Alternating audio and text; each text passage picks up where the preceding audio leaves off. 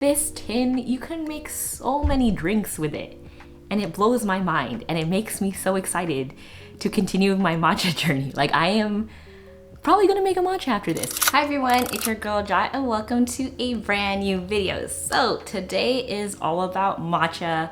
If you've been following me along any of my socials or even here on YouTube, you've noticed I've been kind of obsessed with drinking matcha lately, and it's been such a fun experience. So I wanted to share all my tips, tricks, and lessons I've learned using this one tin of matcha. This is the first tin of matcha I've ever used, and it is done. It is completely finished. So I was like, you know, this is the perfect time to give you the little rundown of what I've learned as a beginner matcha-rista at my little home cafe. Meow, meow. Meow. So getting started and my beginner setup. These are the things that I ended up buying, starting off with my matcha powder. I went on Amazon to find something that was convenient, affordable, and something that just can be Amazon Prime because I do have Prime. And I went with the Naoki Superior Blend Ceremonial Grade Matcha.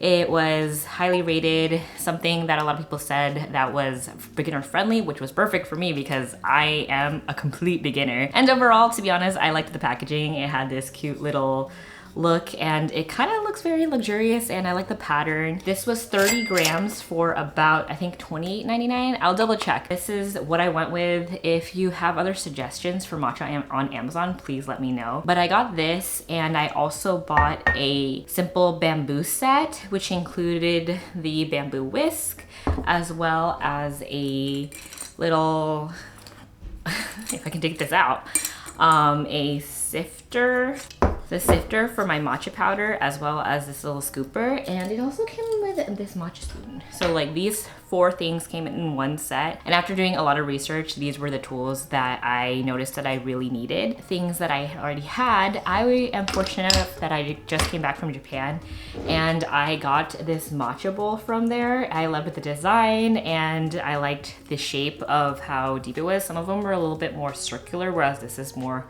like rounded and flat, if that makes sense.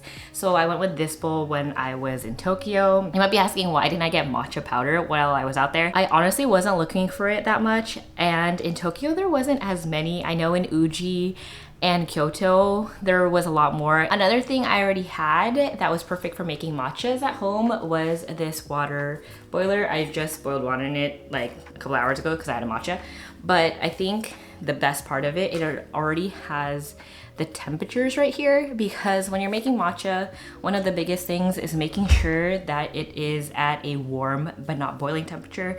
It is recommended to be 160 degrees Fahrenheit to 175 degrees Fahrenheit, and this one has both settings. So I usually do 175 because I end up leaving it out a little bit longer than I should. It ends up cooling down just a bit, so that is also nice. And the last thing I have that is nice to have and definitely not need is a food scale. I have a regular food scale that doesn't go to a smaller decimal point, which I wish I did, and it's something I will invest in the future, but I just happen to have one. Before starting my little matcha journey, I have been inspired by a lot of matcha creators on social media, on TikTok, on Instagram, and even on YouTube.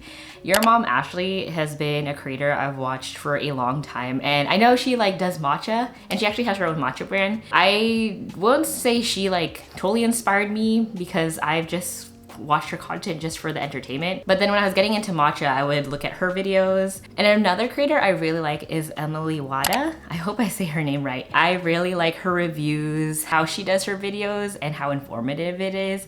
She's not trying to exaggerate things and just like says her honest opinion. There are so many matcha content creators to follow. I'll even post a couple more of the one that I follow that I can't think of right at this moment. So getting inspired from a bunch of creators is always nice and is very aesthetic. Like everyone in the matcha community just makes the most beautiful drink videos. Random fact, I was a bio major back in college, and I treated my start of my matcha journey as an experiment, and I only bought this one tin and used only this matcha powder for all my first matchas, just so I can get a better understanding of what things I liked because this was a good base. Like, well, granted, I don't really know the difference of different qualities of matcha, but it tasted like what I want matcha to taste like when I've had really good matcha in Japan and even in Little Tokyo. If you have a base, you can try a lot of experimenting. My nerdy self made a whole experimental log.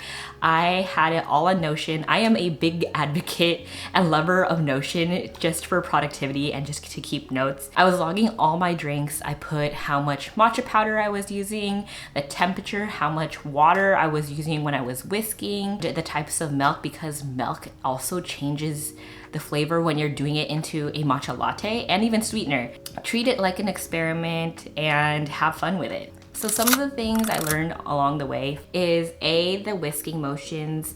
I remember when I took a tea ceremony class in Japan to do W&M, and all the matcha talks and matcha videos say to do W&M motions because it's the best way to remove all the clumps, because no one wants to drink a matcha with clumpy powder. I have not tried an electric whisk, honestly, but I also find this very therapeutic. It feels very authentic, if that makes sense. It becomes like a nice ritual in my morning and a little bit of my wrist exercise, though I am using my arms sometimes a little bit too much and I'm supposed to use my wrist, but it is just kind of nice whisking. You gotta try it. Sifting the matcha actually helps a lot more than I thought. I was like, oh, like, why are we sifting this? But it really does make a difference, because sometimes your matcha in your powder is clumped. We want the smoothest texture. We're going back to the smoothest texture. This is why we sift it. This is why we whisk it, as well as just like preferences. Like, I did not know how much I would like oat milk in it. I do like oat milk, like, don't get me wrong, it's always in my fridge. It's crazy to taste the different milks and see how it changes the profile, because I did do whole milk at one point and I was like, wait, this doesn't taste right. Something about the oat milk, especially the creamy oat milk or the barista versions, do make a difference. It's not just marketing. And my biggest tip is have fun with it, especially if you're going into starting your journey with one matcha tin. I think it's even better because you're trying different milks, different sweeteners.